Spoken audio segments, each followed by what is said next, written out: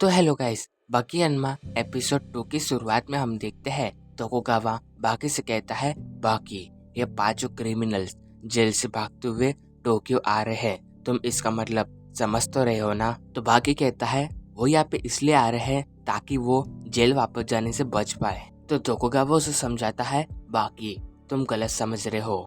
वो लोग यहाँ पे इसलिए आ रहे हैं ताकि वो हार का स्वाद चख पाए। इसका मतलब वो यहाँ पे किसी ताकतवर फाइटर से लड़ने को आ रहे हैं। वही तोकुगावा की ये बात सुन के बाकी समझ जाता है कि उनमें से कोई क्रिमिनल मेरे साथ लड़ना चाहता है। फिर तोकुगावा कहता है, बाकी तुम्हें तो पता ही है ना, हमारे यहाँ पे बैटल अरीना शुरू ही होने वाला है। शायद से ये सारे फाइटर उस अंडरग्राउंड बैटल में तुम लोगों को चुनौती देने वाले हैं। तो बाकी कहता है, तोकुगावा तुम इतनी फिक्र क्यों कर रहे हो। जिसके बाद सीन शिफ्ट होता है और हम देखते हैं कि पार्क में एक पर्सन भाग रहा होता है और वो पर्सन एक बहुत ही मशहूर बॉक्सर होता है।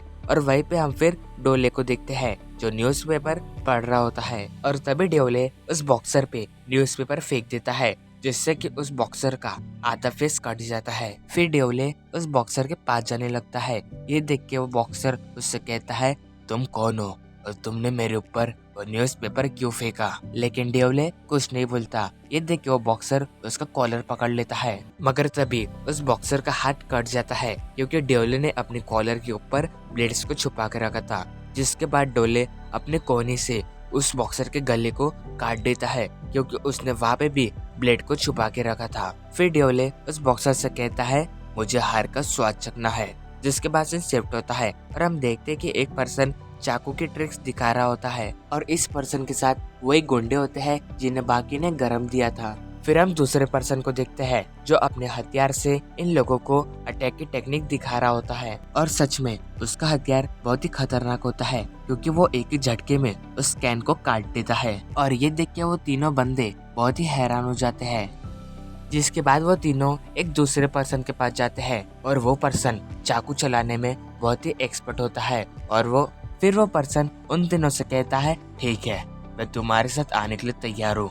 तुम उस लड़के को उस पार्क में लेके आओ, फिर आगे का मैं संभाल लूंगा। इसके बाद उन तीनों में से एक लड़का बाकी के पास जाता है और बाकी से कहता है, ओए बाकी, मैं तुझे चुनौती देता हूँ, चलो पार्क में, मैं तुमसे लड़ना चाहता हूँ। वही बाकी उसकी चुनौती को एक्सेप्ट करता है। जिसके बाद वो अपने हाथ के प्लास्टर को एक ही बारी में तोड़ देता है।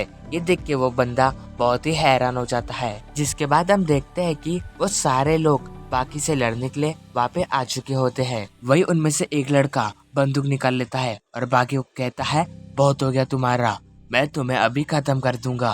पर वही एक पर्सन उसकी बंदूक को नीचे रखते हुए कहता है, रहने दो, इसके लिए तो मैं ही काफी हूँ। जिसके बाद वो बाकी के पास बढ़ने लगता है और जैसे ही वो बाकी को मारने वाला होता है तो उसे वो दिन याद आता है जब बाकी ने उसे बहुत ही बुरी तरीके से मारा था। तो उसे देख के बाकी कहता है, ओह, तो तुम वही हो क्या, तुम फिर से मेरी मार खाना चाहते हो। फिर इसके बाद जो दूसरा पर्सन होता है वो बाकी पे अटैक कर देता है, लेकिन बाकी उसके अटैक को रोक देता है। ये देख के वो पर्सन अपने हथियार को वापस घींच लेता है। जिसके बाद वो अपनी पूरी ताकत से बाकी पे फिर से अटैक करता है, लेकिन बाकी उससे बच जाता है और उसके सामने आ जाता है। और वही जो उसका हथियार होता है वो उन दोनों के बीच घूम रहा होता है, लेकिन बाकी तभी अपनी उंगली से उसका डायरेक्शन चेंज कर देता है जिससे उसका हथियार उसी पर्सन के मुंह में लगता है। जिस दर्द से वो पर्सन वहीं पे बैठ जाता है। जिसके बाद जो तीसरा बंदा होता है वो बाकी पे अटैक कर देता है।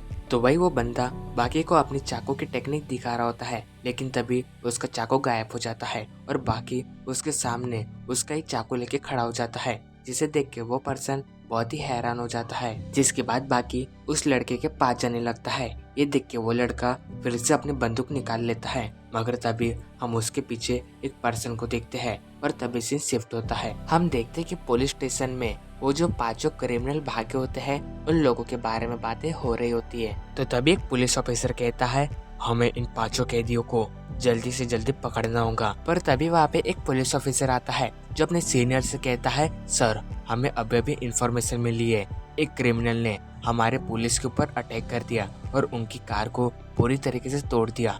जब बाकी लोगों से पूछा गया तो उन्होंने बताया एक टकला सा आदमी था, इसका मतलब वहाँ पे स्पेक को मौजूद पाया गया था। फिर इसके बाद सीन वापस से बाकी पे आता है और हम देखते हैं कि वहाँ पे जो पर्सन खड़ा होता है वो स्पेक होता है और इसी के साथ हमारा एपिसोड एंड होता है।